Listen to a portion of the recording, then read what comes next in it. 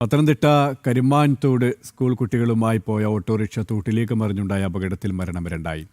4 വയസ്സുകാരൻ യദുകൃഷ്ണൻ, 8 വയസ്സുകാരി ആദിലക്ഷ്മി എന്നിവരാണ് മരിച്ചത്. അപകടം നടന്ന മണിക്കൂറുകൾക്ക് ശേഷമാണ് യദുകൃഷ്ണനെ കണ്ടെത്തിയത്. ആശുപത്രിയിലേക്ക് മാറ്റിയെങ്കിലും ജീവൻ രക്ഷിക്കാനായില്ല. ഇവരുമായി ഗോകുൽ രമേശ് ചേരുകയാണ്. ഗോകുൽ, ദാരുണമായ, ഖേദകരമായ, ദുഃഖകരമായ സംഭവം, വിവരങ്ങൾ.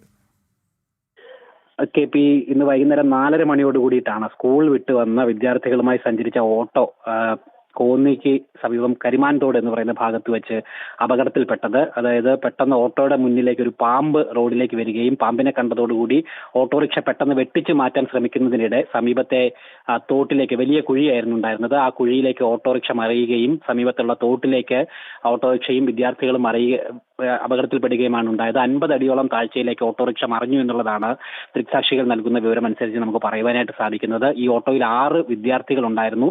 ഒപ്പം ഓട്ടോ ഡ്രൈവറും ഒരു വിദ്യാർത്ഥിയുടെ അമ്മയും ഉണ്ടായിരുന്നു. ഇവരെല്ലാവരും തന്നെ അപകട സമയത്ത് പെട്ടെന്ന് തെറിച്ചു വീണു. ഈ സമയത്ത് ഈ ഓട്ടോയിൽ ഉണ്ടായിരുന്ന അമ്മ, ഒരു കുട്ടിയുടെ അമ്മ, അവർ നിലവിളിച്ചതിനെ തുടർന്ന് സമീപത്തുണ്ടായിരുന്ന ആളുകൾ, തൊഴിലുറപ്പ് തൊഴിലാളികളാണ്, അവർ ഓടിയെത്തിയാണ് ആദ്യഘട്ടത്തിൽ രക്ഷാപ്രവർത്തനം നടത്തിയത്. ആദ്യഘട്ടത്തിൽ ഇത്തരത്തിൽ 5 വിദ്യാർത്ഥികളെയും ഒപ്പം ഡ്രൈവറെയും ഈ പറഞ്ഞ അമ്മയെയും ആശുപത്രിയിലേക്ക് കൊണ്ടുപോയി. ആ സമയത്ത് തന്നെ ആശുപത്രിയിലെ കൊന്നിയിലുള്ള സ്വകാര്യ ആശുപത്രിയിൽ വെച്ച് തന്നെ ആദിലക്ഷ്മി എന്ന് പറയുന്ന 8 വയസ്സുകാരിക്ക് ജീവൻ നഷ്ടമാകുകയും ചെയ്തിട്ടുണ്ടായിരുന്നു. അതിനുശേഷം മണിക്കൂറുകൾക്ക് ശേഷമാണ് ഒരു വിദ്യാർത്ഥിയെ കൂടി കാണാനുണ്ട്, യദുകൃഷ്ണൻ എന്ന് പറയുന്ന 4 വയസ്സുകാരനെ കൂടി കാണാനുണ്ട് എന്നുള്ളൊരു വിവരം പുറത്തു വരുന്നത്. തുടർന്ന് പെട്ടെന്ന് തെരച്ചിൽ നടത്തിയ ഫയർഫോഴ്സ് ഉദ്യോഗസ്ഥർ വീണ്ടും സ്ഥലത്തെത്തി. ആ തോടിന് സമീപത്ത് രാത്രി വൈകിയും തെരച്ചിൽ നടത്തി. നാട്ടുകാരുടെ കൂടി സഹായത്തിലാണ് തെരച്ചിൽ നടത്തിയത്.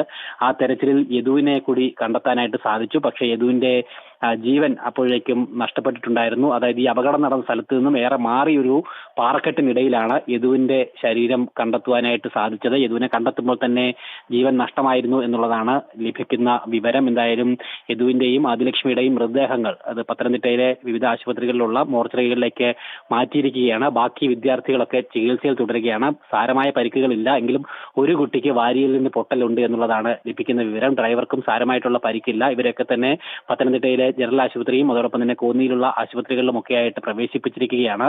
ഈ ആദിലക്ഷ്മിയുടെ അച്ഛൻ വിദേശത്താണ്. അച്ഛൻ വന്നതിന് ശേഷം മാത്രമേ ആ കുട്ടിയുടെ സംസ്കാര ചടങ്ങുകൾ തീരുമാനമാവുകയുള്ളൂ. ഒപ്പം ഈ യദുകൃഷ്ണന്റെ സംസ്കാര ചടങ്ങുകളും എങ്ങനെയാണെന്നുള്ള കാര്യത്തിൽ നിലവിൽ ഇതുവരെ തീരുമാനം ഉണ്ടായിട്ടില്ല. 2 കുട്ടികളുടെയും മൃതദേഹങ്ങൾ മോർച്ചറിയിലേക്ക് മാറ്റിയിരിക്കുകയാണ്. എന്തായാലും ഈ അപകടത്തിന്റെ കാരണം ഈ പാമ്പ് വന്ന് അത് കണ്ട് പെട്ടെന്ന് വെട്ടിച്ചു മാറ്റിയതാണെന്നുള്ളതാണ് ഈ ഡ്രൈവർ മൊഴി നൽകിയിരിക്കുന്നത്. ഈ ശ്രീനാരായണ സ്കൂളിലെ വിദ്യാർത്ഥികളാണ്. സാധാരണ ഈ കുട്ടികൾ പോകുന്ന ഓട്ടോറിക്ഷ ആയിരുന്നില്ല അത്. അന്നത്തെ ആ ഓട്ടോറിക്ഷ അവധി ആയതുകൊണ്ട് തന്നെ പകരം ഒരു ഓട്ടോറിക്ഷ സ്കൂൾ അധികൃതർ ഏർപ്പെടുത്തിയതാണ്. ആ ഓട്ടോയാണ് ഇത്തരത്തിൽ അപകടത്തിൽപ്പെട്ടത്. എന്തായാലും ഏറെ ദാരുണകരമായിട്ടുള്ള സംഭവം തന്നെയാണ് ഉണ്ടായത്. കോന്നി MLA അടക്കമുള്ള ആളുകൾ സംഭവ സ്ഥലത്തെത്തി രക്ഷാപ്രവർത്തനത്തിന് നേതൃത്വം നൽകുകയും ചെയ്തിട്ടുണ്ടായിരുന്നു. എന്തായാലും 2 കുട്ടികളുടെ ജീവൻ നഷ്ടപ്പെട്ടിരിക്കുകയാണ്.